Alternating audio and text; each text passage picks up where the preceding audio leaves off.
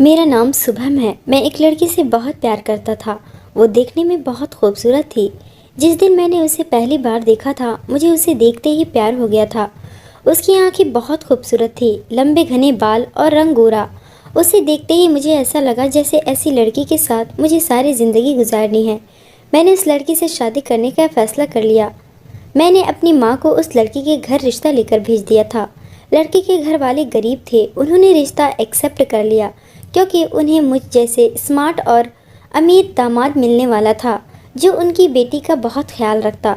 मुझे बहुत खुशी हो रही थी कि मेरी शादी मेरी पसंद की लड़की से होने जा रही है। मेरी उससे कोई बातचीत नहीं हुई थी।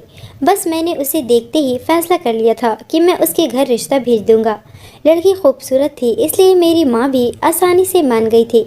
मेरे परिवार में कोई नहीं था मेरी माँ के अलावा। मेरी माँ मुझे बहुत प्यार किया करती थी। मेरे पास बहुत सारी दौलत थी। मैं डॉक्टर था और बड़े अस्पताल में मेरी नौकरी लगी हुई थी। महीने का अच्छा कमा लेता था। घर में बहुत सारे नौकर थे। जिस लड़की से मेरी शादी होने वाली थी, उसकी खूबसूरती देखते हुए हर दिन उसके घर में रिश्ता आ जाता था।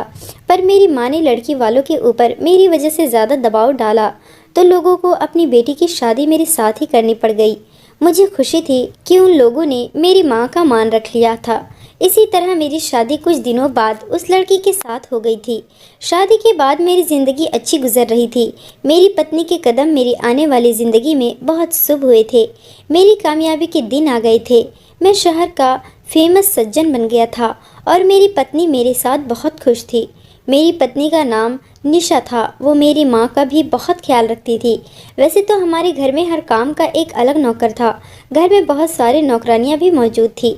एक लड़की जो मेरी माँ को गांव में मिली थी, उसका नाम सलोनी था। सलोनी बहुत छोटी थी जब मेरी माँ उसे अपने गांव से लेकर आई थी। मेरी माँ का मायका गांव का था, जबकि मेरे पापा शहर में ही पले बढ़े थे। सलोनी की माँ मेरी नानी के घर की नौकरानी थी। एक दिन सलोनी की माँ की तबीयत बहुत ज़्यादा ख़राब हो गई थी और इन दिनों मेरी माँ छुट्टियों में हमें लेकर नानी के घर गई हुई थी। अचानक सलोनी की माँ की तबीयत इतनी ज़्यादा ख़राब हो गई थी कि उसकी माँ इस दुनिया को छोड़कर चली गई। अपनी माँ के मरने पर बहुत ज़्यादा रो रही थी क्योंकि उसके पिता ने उन दोनों माँ बेटी को छोड़कर दूसरी औरत से शादी कर ली थी। बेचारी सलोनी बेसहारा हो गई थी। मेरी माँ को उस पर बहुत तरस आया, इसलिए 3 साल की सलोनी को मेरी माँ हमारे घर लेकर आ गई थी। मेरी माँ ने उसे पाल पोस कर बड़ा किया, उसे घर के सारे कामकाज सिखाए और उसे जवान कर दिया। वो मुझसे उम्र में 2 साल छोटी थी। वह हमारे घर में नौकरानी की तरह काम करती है, बल्कि मेरी माँ ने उसे अपने घर की सारी जिम्मेदारी दे रखी है। वो मेरी माँ का बहुत ख्याल रखती है। जब से मेरी पत्नी आई है, मैं देख रहा हूँ कि वह कुछ बुझी बुझी सी रहती है। मैं तो शुरू से ही उससे ज़्यादा बातचीत नहीं करता। जब से बड़ा हुआ हूँ उससे बातचीत कम कर दी है, लेकिन जब छोटा था तो उसी के साथ खेला करता था। इसी तरह से वह हमारे घर की फैमिली मेंबर बन गई थी। मेरी माँ को तो अब उसकी आदत हो गई थी। उसने मेरी माँ को माँ की जगह दे दी थी। सलोनी शुरू से ही हमारे घर को बहुत अच्छी तरह से संभाल रही थी और हमारे घर की सबसे ज़्यादा भरोसेमंद नौकरानी थी। मेरी माँ का कहना था कि वो भी अब जवान हो गई है, इसलिए वो उसके लिए अच्छा सा रिश्ता तलाश करके उसकी शादी कर देगी। इधर मैं हॉस्पिटल से घर आता तो मेरी पत्नी अच्छे से तैयार होकर वेलकम करती थी। उसे देखते ही मेरा चेहरा खुशी से खिल उठता था। काफ़ी दिनों से मेरी माँ की तबीयत खराब चल रही थी। सलोनी उनका पूरा ध्यान रख रही थी। इधर मेरी पत्नी हनीमून पर जाने की जिद कर रही थी। अब भला मेरी माँ की इतनी ज़्यादा तबीयत ख़राब थी तो मैं अपनी माँ को बीमार छोड़कर कैसे जा सकता था। लेकिन मेरी पत्नी ने तो अपना मूड ख़राब कर लिया था। सलोनी ने मुझे भरोसा दिलाया कि वो मेरी माँ का ख्याल रखेगी। अगर कोई भी ऊंच नीच वाली बात हुई तो वो फ़ौरन मुझे कॉल करके बता देगी। इधर अपनी पत्नी का नाराज़ होना और इधर माँ की तबीयत ख़राब होने से मैं बहुत ज़्यादा टेंशन में आ गया था। मुझे सलोनी पर पूरा भरोसा था, इसलिए मैं उसके भरोसे पर अपनी माँ को छोड़कर हनीमून पर चला गया था। हम लोग हनीमून पर मनाली गए थे। वहाँ मैंने नोटिस किया कि मेरी पत्नी के पास बार बार किसी की कॉल आ रही है। मैंने उससे पूछा किसका कॉल है, तो उसने कहा कि कोई नहीं है, बस कंपनी वाले इस तरह से परेशान करते रहते हैं। 15 दिन का ट्रिप पूरा होने के बाद हम लोग अपने घर वापस आ गए थे। सलोनी ने माँ का अच्छी तरह से ख्याल रखा था, लेकिन माँ की तबीयत अभी तक ठीक होने का नाम नहीं ले रही थी। अभी भी उनकी हालात सीरियस थी। मेरी पत्नी हनीमून से आने के बाद बहुत ज़्यादा खुश थी, क्योंकि उसे हमारे घर पर बहुत ज़्यादा ऐशो आराम मिल रहा था। मेरी पत्नी और सलोनी की आपस में अच्छी दोस्ती हो गई थी। सलोनी ने मेरी पत्नी को अपनी पूरी ज़िंदगी के बारे में बता दिया था। कुछ दिनों बाद मेरी माँ की डेथ हो गई थी। मुझे अपनी माँ की मौत का सबसे ज़्यादा अफसोस हुआ था। माँ की मौत का सबसे ज़्यादा सदमा सलोनी को ही हुआ था, क्योंकि वो मेरी माँ का बहुत ख्याल रखती थी और उसने बचपन से ही मेरी माँ को अपना सब कुछ माना हुआ था। मैं तो हॉस्पिटल चला जाया करता था, लेकिन इस बात से बेफिक्र था कि सलोनी मेरी पत्नी का भी अच्छी तरह से ख्याल रख लेगी। वह हर काम अच्छी तरह से संभाल लिया करती थी। उसने मेरी पत्नी को बहुत अहमियत देना शुरू कर दी थी। एक दिन मेरी पत्नी मेरे साथ मार्केट चली गई थी। वहाँ से आने के बाद वह बहुत ज़्यादा थक गई थी। सलोनी को जब पता चला कि मेरी पत्नी बहुत ज़्यादा थक गई है, तो वह हमारे कमरे में आ गई। मेरी पत्नी बिस्तर पर ही लेटी हुई थी और मैं लैपटॉप चलाने में बिजी था। सलोनी ने मेरी पत्नी को थका थका देखा तो कहने लगी, आज आप बहुत थक गई हो, मैं आपकी टांगे दबा देती हूँ। मेरी पत्नी ने बिना हिचकिचाए और बिना उसे मना किए टांगे दबाने पर राजी हो गई।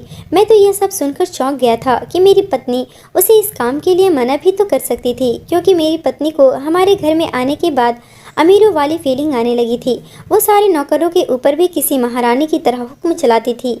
मैंने सलोनी को मना भी किया कि वह रहने दे, मैं निशा को थकान उतारने की दवाई दे देता हूँ, लेकिन मेरी पत्नी ने कहा कि जो सुकून टांगे दबाने से मिल सकता है वह दवाई से नहीं मिलेगा, तो मेरी टांगे दबा दो। मुझे एहसास हुआ कि मेरी पत्नी ने मेरी बात का जवाब बहुत सख्ती से दिया था। मुझे उसका इस तरह से बोलने का अंदाज बिल्कुल भी पसंद नहीं आया था। पहले तो सलोनी मेरी पत्नी के लिए हल्दी वाला दूध बनाकर ले आई। वो पीने के बाद मेरी पत्नी के पैर दबाने के लिए बैठ गई। दरअसल सलोनी नरम दिल की लड़की थी। अगर उसे कोई भी किसी काम के लिए कह देता था तो वह मन लगाकर उस काम को करती थी। कभी उसने किसी के काम को मना नहीं किया था। वह बहुत मेहनती थी। सलोनी निशा की लगातार पूरे 1 घंटे तक पैर दबाती रही थी। बहुत ज़्यादा रात हो गई थी। मैं तो लैपटॉप बंद करके सो गया था। इधर मेरी पत्नी भी सो चुकी थी। मैंने सलोनी से कहा, सलोनी अब तुम जाओ, मैं कमरा बंद करने वाला हूँ। निशा सो चुकी है। सलोनी कमरे से बाहर चली गई थी और इतनी ही देर में हम लोग भी सो गए थे। अगले दिन फिर ऐसा ही हुआ। जैसे ही मैं रात को अस्पताल से घर आता तो देखता कि सलोनी घर का सारा काम कर रही होती और मेरी पत्नी कमरे में काम कर रही होती थी। मैंने चारों तरफ नज़र दौड़ाकर देखा तो सलोनी के अलावा मुझे कोई भी नौकर घर में दिखाई नहीं दे रहा था। मुझे लगा कि शायद नौकर छुट्टी पर होंगे, लेकिन हम लोग खाना भी खा चुके थे। पर मुझे सलोनी के अलावा घर में कोई भी नौकर दिखाई नहीं दे रहा था। इधर मेरी पत्नी कमरे से बाहर नहीं निकल रही थी। उसे तो बस आराम के अलावा कोई दूसरा काम ही नहीं आता था। जब देखो कमरे में या तो टीवी देखती रहती थी या फिर मोबाइल में बिजी रहती थी। अगले दिन भी ऐसा हुआ था। घर में मुझे कोई नौकर दिखाई नहीं दे रहा था। जब मैंने इस बारे में सलोनी से पूछा कि घर के सारे नौकर कहाँ गए, तो उसने कहा कि निशा ने सारे नौकरों को घर से निकाल दिया। यह बात सुनकर मुझे बहुत गुस्सा आया था। आखिर वो सारे नौकर मेरी माँ ने रखे थे और सारे ही नौकर भरोसे वाले थे। सलोनी को छोड़कर घर में कोई भी नौकर नहीं था। घर के काम का सारा बोझ सलोनी के कंधों पर ही था। मुझे ये सब देखकर बहुत गुस्सा आया था। मैं फ़ौरन कमरे में अपनी पत्नी के पास गया और उससे कहने लगा कि तुमने ये क्या हरकत की है, आखिर तुम्हारी हिम्मत कैसे हुई सारे नौकरों को काम से निकालने की। उसने प्यार से मुझे गले लगा लिया और कहने लगी कि मैं सलोनी के साथ मिलकर घर का काम कर लिया करूँगी। मुझे अच्छा नहीं लगता, घर में इतने सारे मर्द नौकर हैं और सिर्फ एक सलोनी लड़की है। आजकल के नौकरों पर भरोसा नहीं करना चाहिए। सलोनी जवान लड़की है और खूबसूरत है। मुझे हमेशा उसकी फिक्र लगी रहती है। ऐसी लड़कियों के साथ कोई भी कुछ भी गलत कर सकता है, इसलिए मैंने सारे मर्द नौकरों को घर से निकाल दिया। फिक्र मत करो, कुछ दिनों के बाद मैं 2-3 नौकरानियों का इंतज़ाम कर लूँगी और जब तक नौकरानियाँ नहीं आ जाती मैं सलोनी के साथ घर के काम में उसका हाथ बटा लिया करूँगी। इतने प्यार से जब मुझे निशा ने यह बात समझाई तो मुझे उसके ऊपर प्यार आने लगा था। मैं समझ गया था कि वो क्या करना चाहती है। उसे सलोनी की फिक्र हो रही थी। सलोनी और निशा एक मिलकर घर को बहुत अच्छे से संभाल रही थी। मैं ये सब देखकर बहुत खुश हो रहा था। घर का माहौल बहुत अच्छा हो गया था।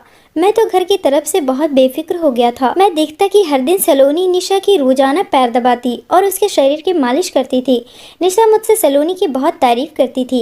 एक दिन निशा ने कहा कि मैं कुछ दिनों के लिए अपने मायके जाना चाहती हूँ। मैंने उसे उसके घर जाने की परमिशन दे दी, क्योंकि जब से हमारी शादी हुई थी वह अपने मायके गई भी नहीं थी। जब मैंने उसे मायके जाने की परमिशन दी तो वो बहुत ही खुश हो गई थी। वह पूरे 1 महीने के लिए अपने मायके जा रही थी। उसने अपनी पैकिंग भी कर ली थी। मैं अगले दिन सुबह के टाइम पर निशा को उसके मायके छोड़ आया था। उसके बाद मैं वहीं से ही हॉस्पिटल चला गया था। आज हॉस्पिटल में मुझे बहुत ज़्यादा काम था और मैं बहुत थक गया था। मेरे पैर भी बहुत दर्द कर रहे थे, इसलिए मैं बहुत थका हारा घर आया था। सलोनी ने मुझे खाने के लिए कहा तो मैंने उससे कहा कि मैं कमरे में फ्रेश होने के लिए जा रहा हूँ, तो तुम खाना कमरे में ही लेकर आ जाओ। सलोनी ट्रे में खाना लेकर मेरे कमरे में आ गई। उसने मुझसे कहा, आज आप बहुत थके हुए लग रहे हो। मैंने कहा, हाँ मैं थक तो बहुत गया हूँ, कोई बात नहीं, खाना खाने के बाद आराम कर लूँगा तो थकान दूर हो जाएगी। सलोनी कहने लगी, तुम फिक्र मत करो, मैं तुम्हारे शरीर की मसाज कर देती हूँ, तुम्हें कुछ सुकून मिल जाएगा। मुझे अच्छा नहीं लगा उसे मसाज के लिए कहना, इसलिए मैंने उसे मना कर दिया, पर वो मुझसे बहुत जिद करने लगी। तो फिर मैंने उससे कहा, ठीक है मैं खाना खा लेता हूँ, उसके बाद कुछ देर टहल लूँगा, जब मैं लेटूंगा तो तुम मेरी बॉडी की मसाज कर देना। सलोनी मेरे खाना खाने का इंतज़ार कर रही थी। कुछ देर के बाद मेरे बिना कहे ही वो मेरे कमरे में आ गई और उसने मेरी कमर पर मसाज करना शुरू कर दिया। उसके हाथ से मसाज करवा कर ऐसा लग रहा था जैसे मेरे शरीर का सारा दर्द खत्म हो गया। थकान तो जैसे बिल्कुल ही गायब हो गई थी। सच में सलोनी के हाथों में जादू था। आज मुझे एहसास हुआ था कि मेरी पत्नी सलोनी के हाथ से मसाज करवाना पसंद करती थी, क्योंकि सलोनी के हाथों से मसाज करवाने पर मुझे बहुत सुकून और राहत मिल रही थी। काफ़ी देर मसाज करने के बाद सलोनी ने अपने हाथ रोक दिए थे। उसके बाद मैंने सलोनी को खुश होकर अपने पर्स से थोड़े से पैसे निकाल कर दिए। यह देखकर शर्माने लगी थी और कहने लगी, शुभम अब तुम मुझे पैसे देकर शर्मिंदा कर रहे हो। तुम्हें पता है मैं बचपन से लेकर आज तक मेरे घर में कोई भी काम पैसों के लिए नहीं किया। यह मेरा अपना घर है और तुम भी तो मेरे अपने हो। भला मैं तुमसे पैसे लेती हुई अच्छी लगूंगी क्या? यह सुनकर मैंने उससे कहा कि ये पैसे तुम्हारी मेहनत के हैं, तुम्हें भी तो भला अपने गुजारे के लिए पैसों की ज़रूरत होती होगी। तुमने कभी पैसे मांगे ही नहीं, यह तो मैं तुम्हें अपनी खुशी से दे रहा हूँ। यह बात सुनकर सलोनी ने मुझसे वह पैसे ले लिए और कहने लगी, वैसे मुझे कोई ज़रूरत नहीं, तुम्हारे घर में हर चीज़ मौजूद है, पैसे सिर्फ तुम्हारी खुशी के लिए ले रही हूँ। मेरी पत्नी घर पर मौजूद नहीं थी।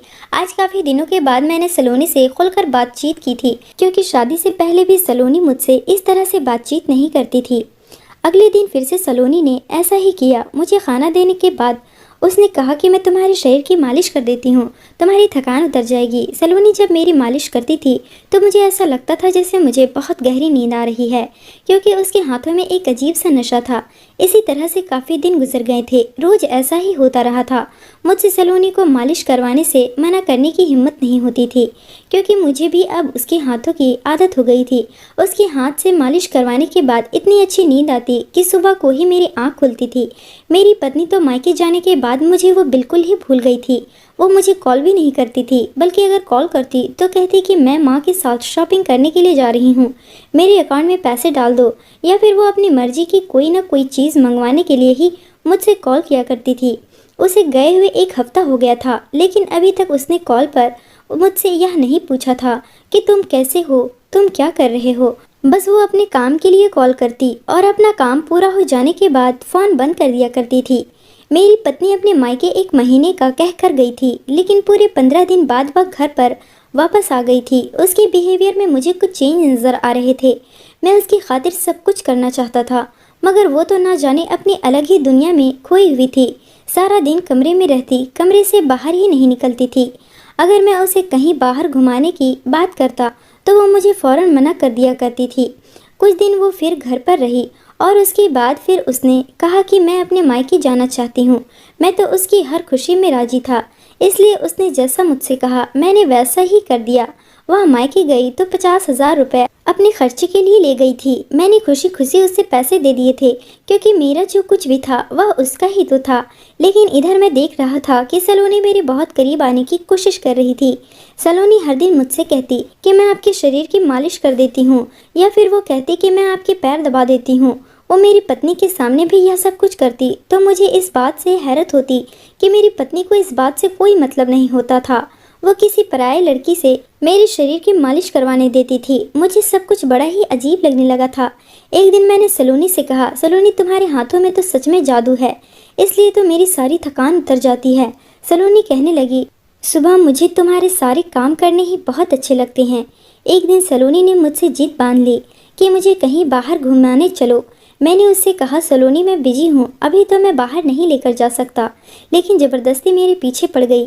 कहने लगी, मुझे तो बाहर ही जाना है, प्लीज़ मुझे लेकर चलो, तुम्हारी बहुत मेहरबानी होगी। अस्पताल में पेशेंट मेरा इंतज़ार कर रहे थे।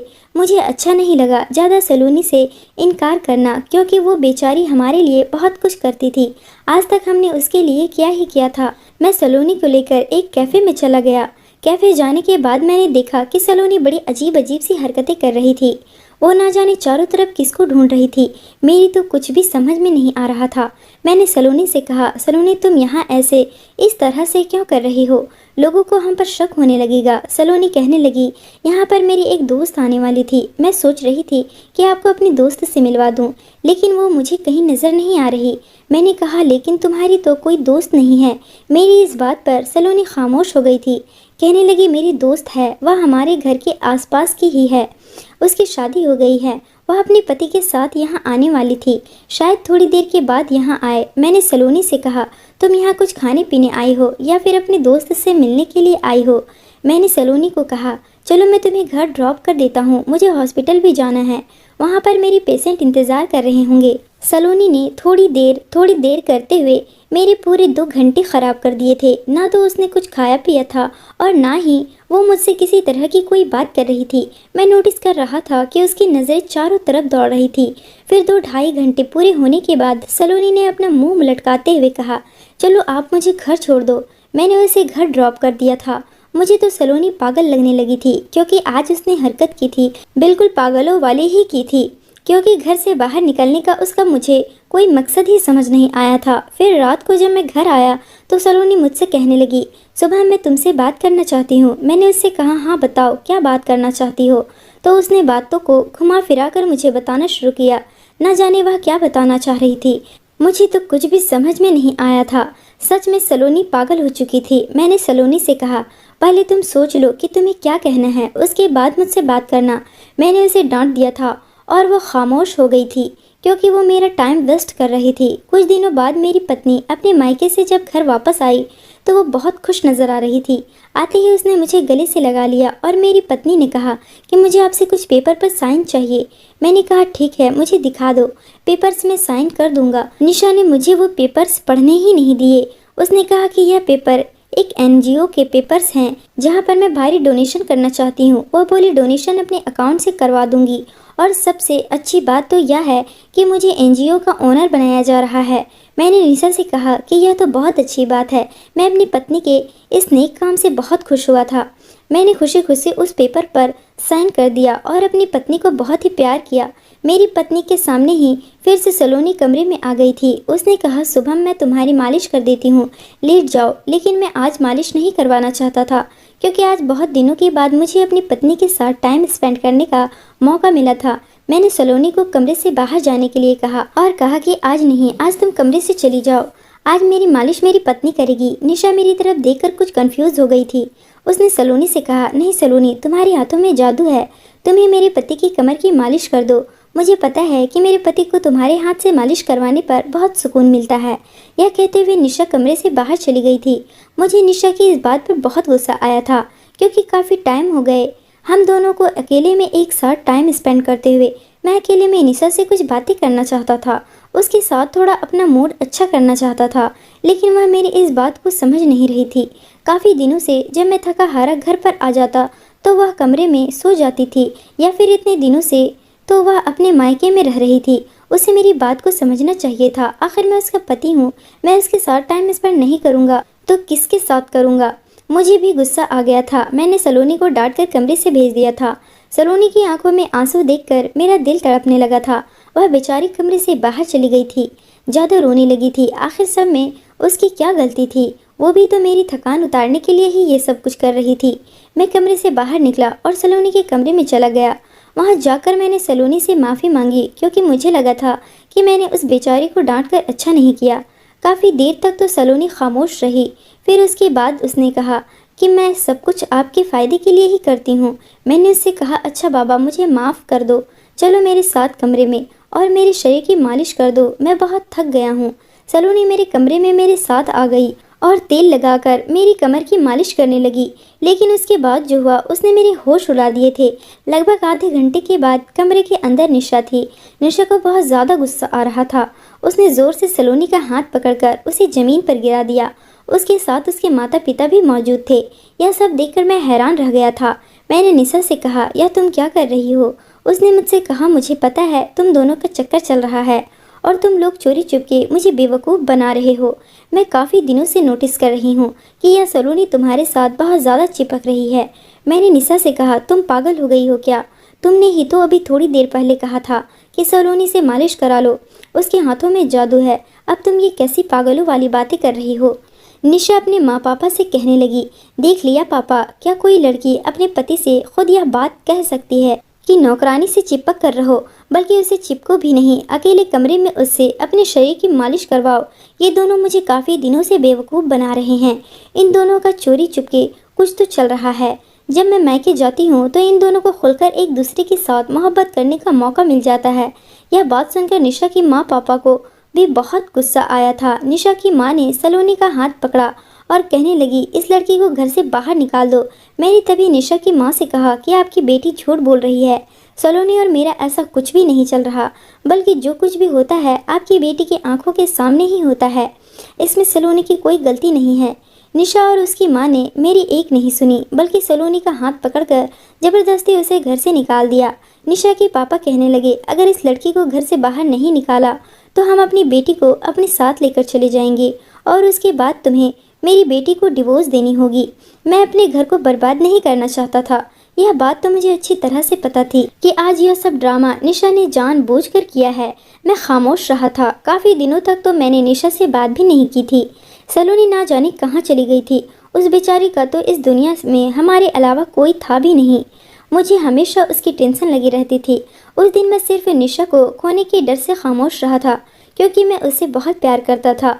मैं नहीं चाहता था कि मेरी पत्नी मुझे छोड़कर चली जाए। इसी वजह से मैंने सलोनी को रोकने की ज़्यादा कोशिश नहीं की थी।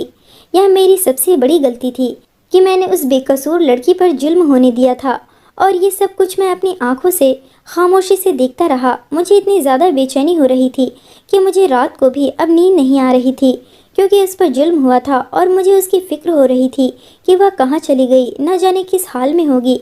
इस बात को 2-3 दिन गुजर गए थे। मैं सलोनी की तलाश करने के लिए निकल पड़ा था। सलोनी को मैंने हर जगह तलाश कर लिया था, पर वो मुझे कहीं भी नहीं मिल रही थी।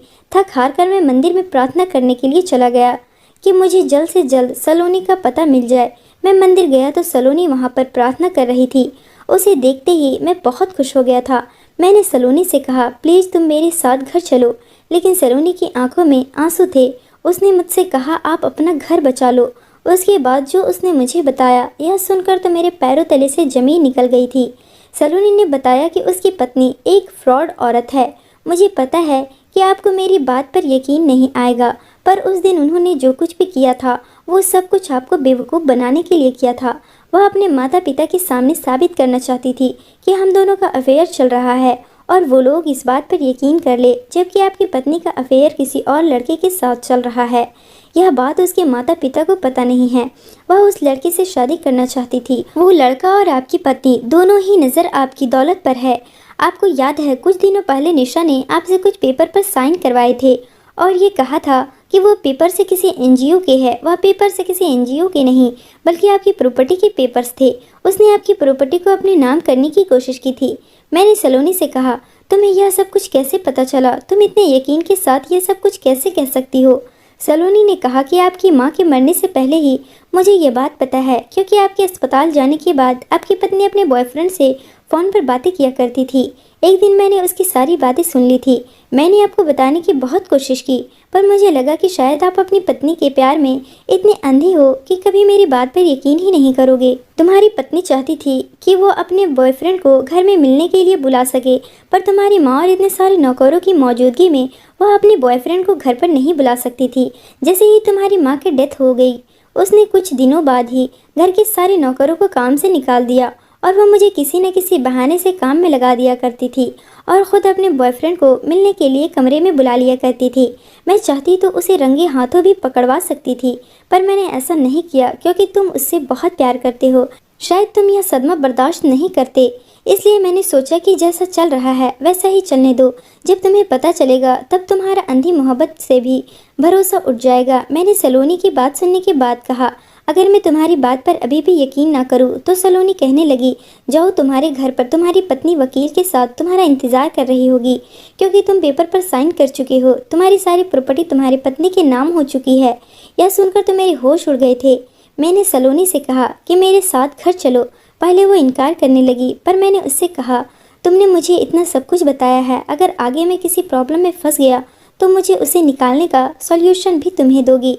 यह बात सुनकर वो मेरे साथ मेरे घर आ गई थी और उसने जैसा कहा था वो सब कुछ सच मिला था। हम जैसे ही घर पहुँचे तो वकील मेरी पत्नी के साथ इंतज़ार कर रहा था। मेरी पत्नी ने कहा कि अब तुम अपना सामान उठाओ और इस घर से निकल जाओ। निशा की मुँह से बात सुनकर मेरे पैरों तले से ज़मीन निकल गई थी। इसका मतलब यह था कि सलोनी ने मुझे सब कुछ सच सच बताया था। घर पर मेरी पत्नी का बॉयफ्रेंड और वकील भी मौजूद थे। मैंने कहा, तो तुमने झूठा नाटक मेरी प्रॉपर्टी के लेने के लिए किया था। तुम्हें मुझसे कोई प्यार नहीं था, बल्कि तुम इतने दिनों से मुझे धोखा दे रही थी। निशा मेरी आंखों के सामने ही अपने बॉयफ्रेंड का हाथ पकड़कर खड़ी हो गई और कहने लगी, हाँ, मैं तुमसे प्यार नहीं करती, मैं इससे प्यार करती हूँ और मैं ये सब कुछ तुम्हारी दौलत हासिल करने के लिए ही कर रही थी। और उस दिन मैंने तुम्हें अपने माँ बाप की आंखों में भी गलत साबित कर दिया। अब तुम जल्दी से इस घर से निकल जाओ और मुझे डिवोर्स दो। निशा ने डिवोर्स के पेपर भी मेरे सामने रख दिए थे। मैंने कहा, पागल औरत, मैं कभी भी तुझे डिवोर्स नहीं दूंगा। मुझे पता नहीं था कि तुम इस हद तक गिर सकती हो। मुझे निशा पर बहुत गुस्सा आ रहा था। मैं उस पर हाथ उठाने वाला ही था कि तभी सलोनी ने मेरा हाथ पकड़ लिया और वो कहने लगी, शुभम, घर से बाहर निकलने का समय हमारा नहीं बल्कि इन लोगों का है। तुम्हारी पत्नी ने प्रॉपर्टी के पेपर पर साइन तो ज़रूर करवाए थे, मगर वह फर्जी पेपर है। यह बात सुनकर निशा के होश उड़ गए थे। सलोनी ने कहा, हाँ, मैं सच कह रही हूँ। मुझे तुम्हारी प्लानिंग के बारे में पहले से ही पता था, क्योंकि जब जब तुम अपने बॉयफ्रेंड से बात किया करती थी मैं तुम्हारी बातों पर ध्यान दिया करती थी, इसलिए मैंने प्रॉपर्टी के फर्जी पेपर्स पहले ही तैयार करवा लिए थे। मुझे पता था जिस दिन तुम शुभम के साइन करवाने वाली थी उसी दिन मैंने ओरिजिनल पेपर्स फेक पेपर से चेंज कर दिए और तुमने शुभम के सिर्फ एक पेपर पर साइन लिए थे। ये सब कहकर सलोनी खामोश हो गई थी। मैंने बड़ी हैरानी से सलोनी की तरफ देखा कि सच में उसने आज मेरी प्रॉपर्टी को भी बचा लिया था। अब मैं कोई रिस्क नहीं ले सकता था। मैंने उन लोगों को पुलिस के हवाले कर दिया क्योंकि वो लोग मुझे बेवकूफ़ बना रहे थे। वो लोग मुझे बेवकूफ़ बनाकर यहाँ से भागते, इसलिए मैंने निशा को डिवोर्स दे दी थी। डिवोर्स पेपर पर साइन करने के बाद पुलिस निशा को अपने साथ ले गई थी। 420 की केस में निशा और उसके बॉयफ्रेंड को अरेस्ट कर लिया गया था। वो जो वकील हमारे घर आया था उसने उन लोगों का केस लेने के लिए साफ इनकार कर दिया था क्योंकि वह इस मैटर में फंसना नहीं चाहता था। मैंने निशा की तरफ से सलोनी से माफ़ी मांगी और उसे थैंक यू भी कहा। उसने मेरी सच में बहुत हेल्प की थी। सलोनी कहने लगी, मैं बचपन से ही तुमसे बहुत प्यार करती हूँ, पर कभी तुमसे इस बारे में कहने की हिम्मत नहीं हुई कि कहीं तुम मुझे रिजेक्ट ना कर दो, क्योंकि हो तो मैं तुम्हारे घर की नौकरानी ही। भला तुम मुझ जैसी लड़की से शादी कैसे कर सकते थे? मैं जानती थी कि तुम अपनी पत्नी से बहुत प्यार करते हो, इसलिए मैंने तुम्हें शादी से पहले भी यह बात नहीं बताई थी, क्योंकि इंसान को शादी जिसे करनी चाहिए जिसे वो पसंद करता हो। यह बात कहकर सलोनी खामोश हो गई थी। मैंने उसे कहा, पर कभी कभी अपनी पसंद में खोट भी निकल आती है। देखो निशा ने मेरे साथ क्या किया। अगर तुम शादी से पहले मुझे बता देती कि तुम मुझसे प्यार करती हो तो शायद मेरे दिल में तुमसे शादी करने का ख्याल आ जाता, तो आज मेरे साथ ये सब कुछ नहीं होता। लेकिन क्या तुम अब मुझसे शादी कर सकती हो? जो हुआ उसे भूल जाओ। यह बात सुनने के बाद सलोनी बहुत खुश हो गई थी। मैंने सलोनी से शादी कर ली और हम दोनों बहुत खुशी खुशी ज़िंदगी गुजार रहे हैं। निशा के माँ बाप ने उनकी जमानत करवा दी थी। निशा घर जेल से छूटने के बाद घर आई मुझसे बहुत माफ़ी मांगी, पर मैं तो उसे डिवोर्स दे चुका था और सलोनी से मैंने शादी कर ली थी। अब मैं दोबारा इस फ्रॉड औरत पर भरोसा नहीं कर सकता था। निशा अपने किए पर बहुत पछताती है, क्योंकि उसके बॉयफ्रेंड ने सिर्फ उसे इसलिए प्यार किया था क्योंकि उसे निशा के थ्रू मेरी प्रॉपर्टी मिल सकती थी। जमानत होने के बाद तो उसने भी निशा को रिजेक्ट कर दिया था और निशा दर दर की ठोकरें खा रही है और मैं अपनी पत्नी के साथ अपनी ज़िंदगी में बहुत खुश हूँ। दोस्तों, उम्मीद करती हूँ आपको हमारी कहानी पसंद आई होगी। कहानी पसंद आई है तो वीडियो को लाइक करें, चैनल पर नए हैं तो चैनल को सब्सक्राइब करें।